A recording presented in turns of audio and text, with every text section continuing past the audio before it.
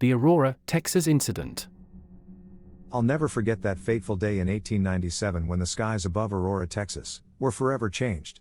It began with a distant humming that drew the town's eyes skyward. A peculiar object was gliding over the horizon, with no wings or visible engine. It was like nothing any of us had ever seen before. I was outside, tending to my farm, when the object began to sputter and lose altitude.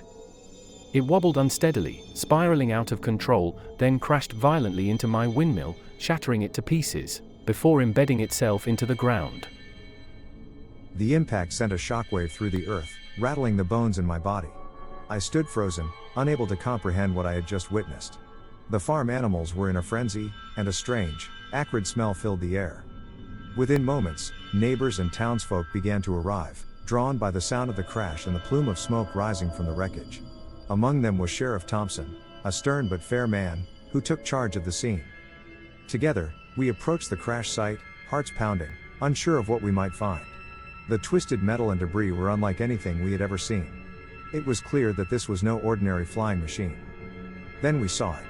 Half buried in the wreckage was a creature, short and hairless, with gray skin, large black eyes, a disproportionately large head, and long, delicate fingers. It was clearly not of this earth. The town's doctor, Dr. Haynes, was summoned, and he examined the lifeless body, pronouncing the creature dead at the scene.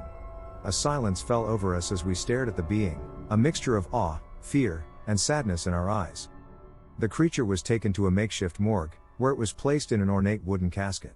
Word spread quickly, and the town gathered for a Christian funeral at the graveyard, led by the local preacher.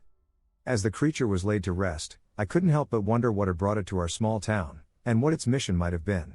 We were all changed that day, our understanding of the universe expanded, our sense of our place in it forever altered. The gravestone still stands in the town cemetery, a reminder of the day the unknown visited our humble town.